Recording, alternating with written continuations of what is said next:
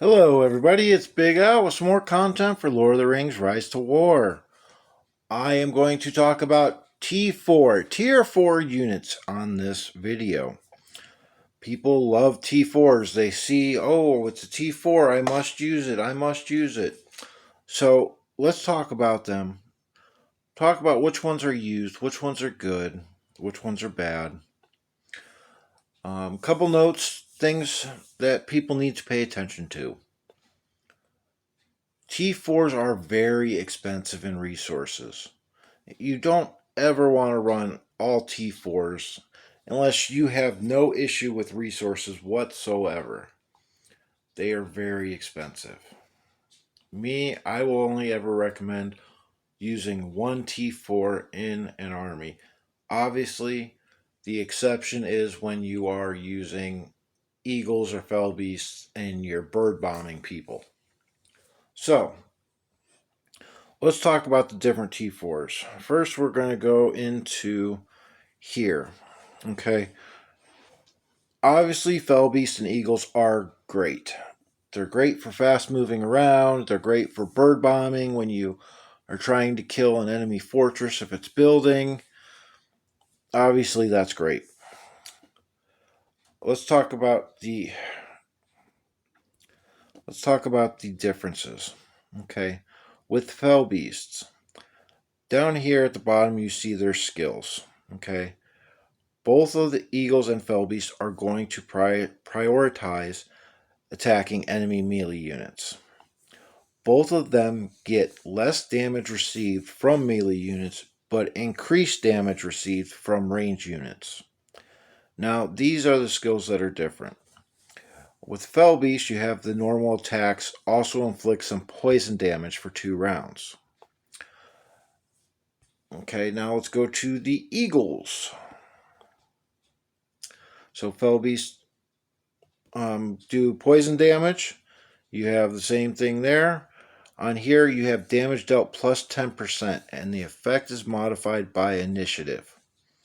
Okay, so that could come in handy, that extra 10%, instead of the poison damage. Depends on which commanders you're using or what you want to use them for. Both of them, their speed is great, their siege is horrible, though. Okay, next in line, Ents. Okay, so there's a running thing with Ents. They are huge. Good damage output, a lot of hit points, good defense. They take less poison and focus damage, but their burn damage is plus 50%. And if you're fighting a non role play against evil, there is going to be some burn damage. They also protect 2 allied formations, just like the Swan Knights do. You have 10% minus 10% physical damage, and they become a colossal unit, which means they take 40 stamina to move, 80 stamina to attack. I do not like Ents whatsoever. Their siege is good, but they can be used for siege. Some people have joked about putting them on like a Frodo or something like that.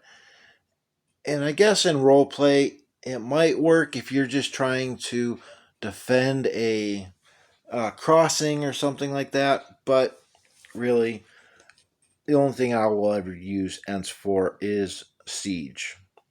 And of course, they came out with Entings, which are a mini version of the Ents, which also do good siege as well.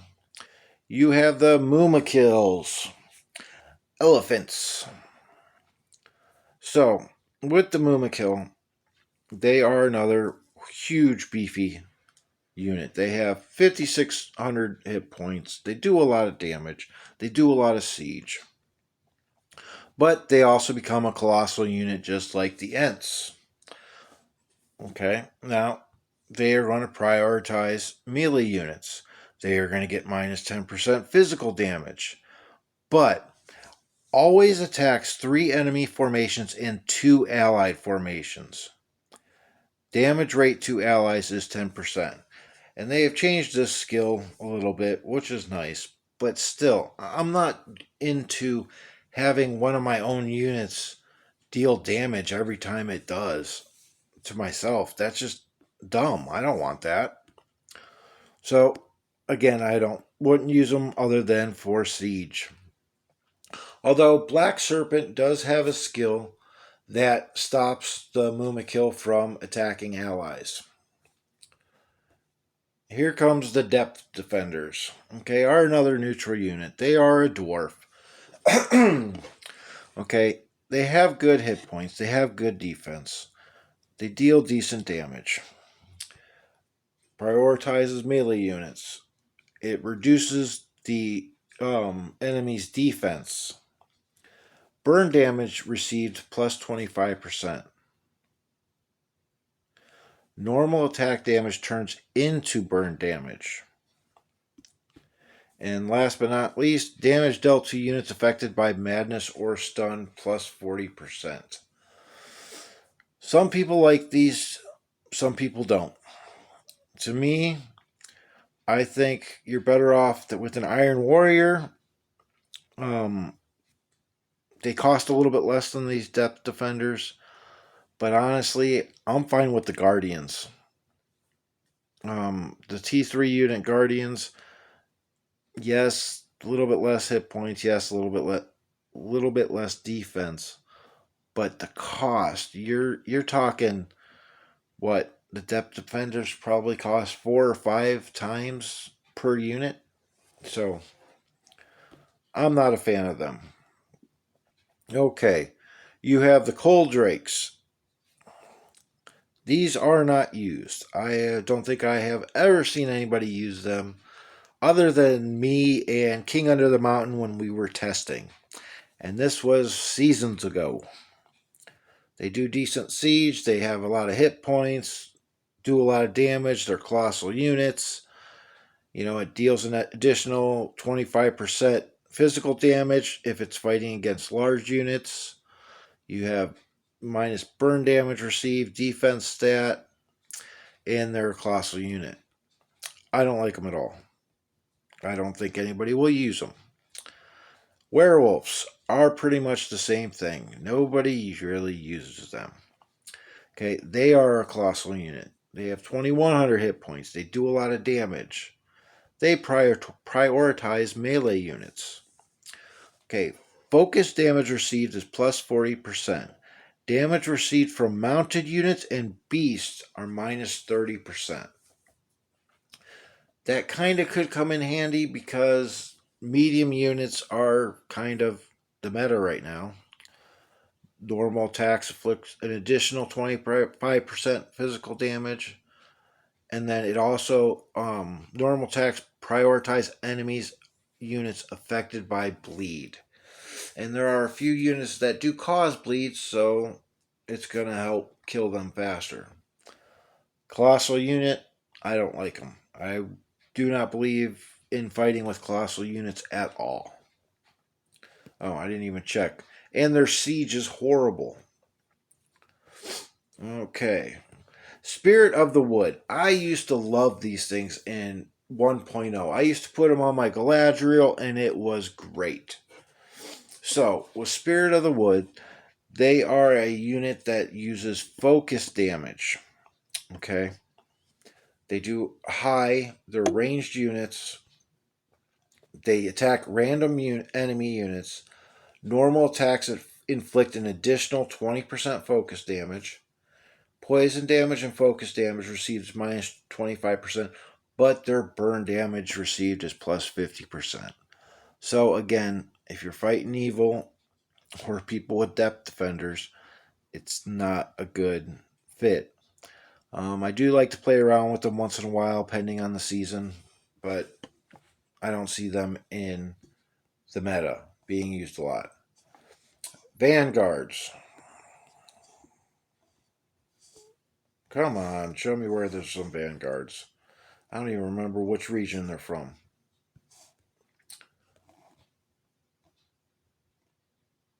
Come on. Aren't they from up here in Ingmar? Let's see. Where is the neutral camp? Oh. There we go. So, with the vanguards, They have high hit points. They have high defense. They do good damage. They prioritize melee units. Physical damage received minus 15%. Okay, that's good. Usually it's 10%, and there's a couple that do have a little bit better, but that's good. Then, when allied armies include undead, the next instance of damage dealt by the allied vanguards and up to 2 allied undead formations plus 30%. Okay, people are not going to use really the undead units. I mean, you have the Oathbreakers, which aren't used anymore. You have the Barrow White Lair, you have the Wraiths, which really aren't used. Sometimes people use Wraiths, but that's it. So pretty much if you're going to use them, you're just using them because they have high hit points, high defense. And that's about it. I do see people using them. So okay. Now let's go to the main hall and we will look at the different ones. And we'll start at the beginning. You have marshals. Marshals are decent because they do a lot of damage. We'll go through the skills in a second. They have decent hit points, but they are very expensive. So again, it's going to prioritize melee units. Damage dealt plus 25%. And does get modified by initiative stat. But it diminishes by a third with each instance of damage dealt.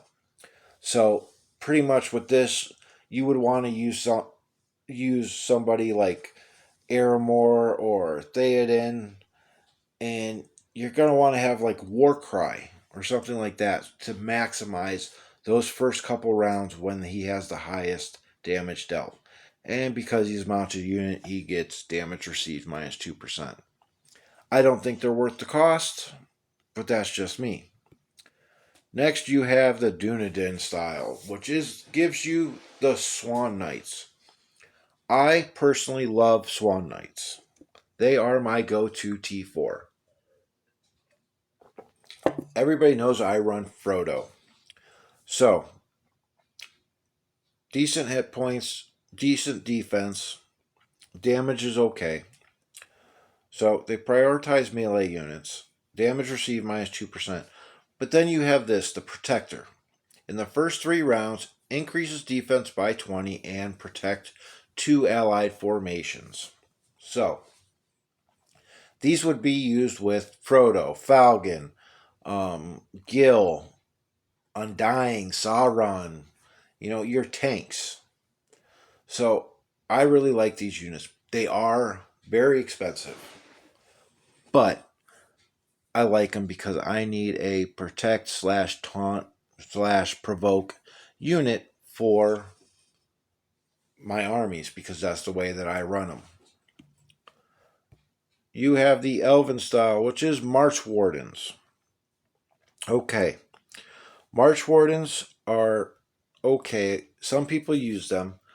They were mostly used in armies that have like Gil, Elrond, ones that buff up unit attack. They do high damage. They attack random enemy units. They have Keen Eye. For the first 3 rounds, 100% chance to gain Keen Eye. So therefore, Gil, Undying, Boromir, their evade doesn't matter. Okay?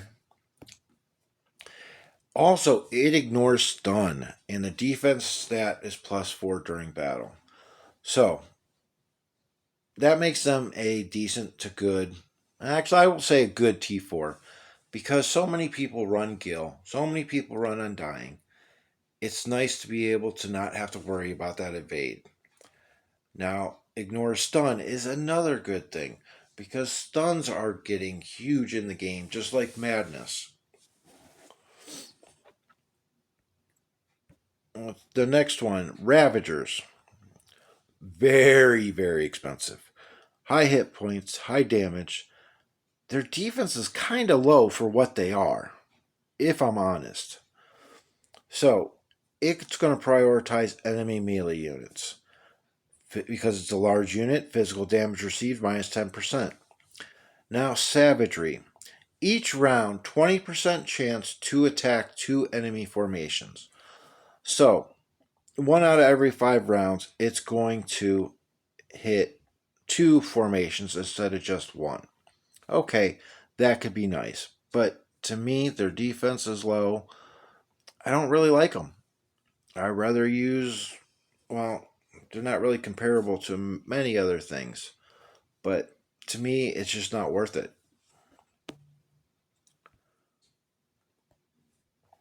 Next, you have the Stagas. These are used. I do see quite a few people using them. They are expensive, but they're not as expensive as some of the other T4s. Okay, their stats are okay, but they can do a lot of damage. They have a decent march speed for infantry. Okay, it prioritizes melee units. It's unaffected by madness, and the initiative is +4 during combat. The important part there is unaffected by madness. That can be a big thing. Problem again is if you're trying to run them on 3 or 4 formations in the army, it gets expensive, and trying to keep up can be very hard. Then you also have this cruelty.